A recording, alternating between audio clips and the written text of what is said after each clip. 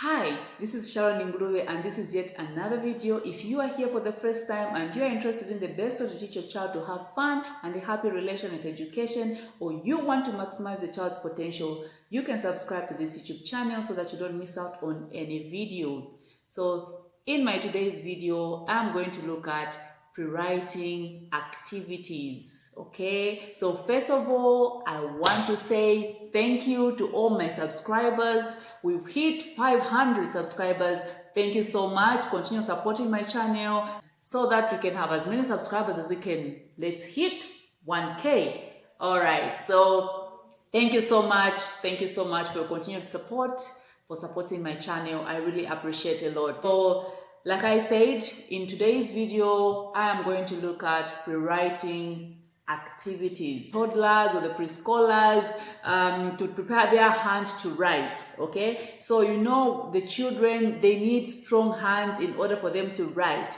So the younger children, the earlier you start these pre-writing activities, the better it will be for your child to get into writing. So they are actually simple activities that you can do for a child. Younger children, the earlier you start these pre-writing activities, the better it will be for your child to get into writing. So let's get in the video. So in the first activity, I have a small board and a piece of chalk and water. So what you can do is you just draw any picture. For example, let me draw this circle. I've drawn a circle, and then you ask a child to use the tip of the finger to erase the circle with water, using water. So the child is going to dip the tip of the finger in the water and then slowly start erasing the picture. All right, erasing the picture like that. So you see that the child is going to use this finger, one of the fingers that the child uses when holding a pencil or holding a crayon when they want to color. So this is the first activity. The other thing that you can do is you get Play-Doh. Okay. What you can do with Play-Doh is you can hide, in the absence of the child, you hide the coins. If it's a marble, you can hide the marble in the Play-Doh. You do it in the absence of the child. Okay, so you hide the coins like that. I've hidden some coins in this Play-Doh. So after you hide the coins, and then you ask the child, can you find how many coins are hidden in this Play-Doh? So you see that the child will start doing like that to find the coin. So that's one.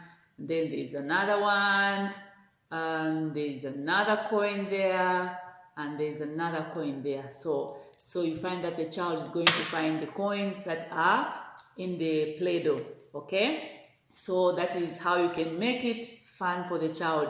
You can also ask the child to do this in 10. All right, you can ask the child to also do the same thing. You ask the child, okay, I've closed my eyes, can you hide the coins? You see the child is also going to do the same thing. The child hides the coin there and then gives you the Play-Doh, and then you also try to find how many coins are hidden in the Play-Doh. Okay, so this is going to be a funny thing with the child, but in the actual sense, you are actually using the Play-Doh, the way they are squeezing the Play-Doh like that to find the coins, and also the way they are squeezing the Play-Doh to hide the coins. That is also helping the fine motor skills to develop in a child. So the other thing that you can do is, I have this, even the puzzles, the building blocks, they are building like that, whereby it is an activity that is requiring them to squeeze, to pull and push, things like that. It will really help the child to develop their fine motor skills, things like that. It's really going to help the child. So where they are pulling, they are pushing, such activities where they are using their fingers, actually it will really help them to develop their fine motor skills. So you can do this activity. If the child has got building blocks, you can get the building blocks. Also, even the puzzles, you can use the puzzles also to also do this activity with your child. Okay, so that is the other activity that you can do. So the other activity that you can do with me, I have this old newspaper. Okay, you can get any old newspaper and then you simply ask the child to just tear the papers. You see that they are actually using these fingers that are very much important when it comes to writing. The one that the child will be using for writing, they'll be tearing just for fun. Just give them, you can tear these papers, they are tearing. Actually, their fine motor skills is developing as they are tearing because they're using these fingers. What you can do is, apart from tearing the newspaper, you can even ask the child by giving them a pair of scissors. Okay, you get a scissors and then you ask them just to start cutting the paper like that.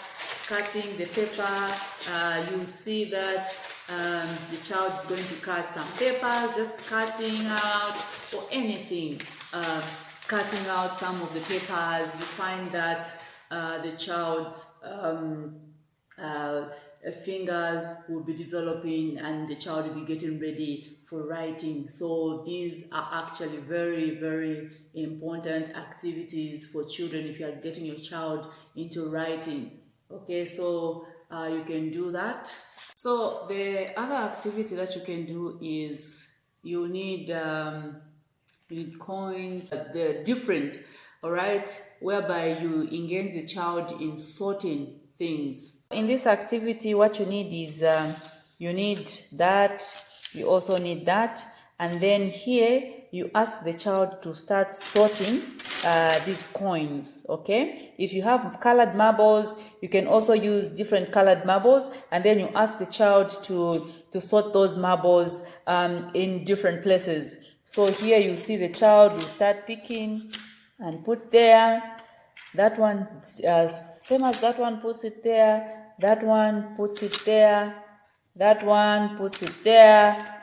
That one puts it there.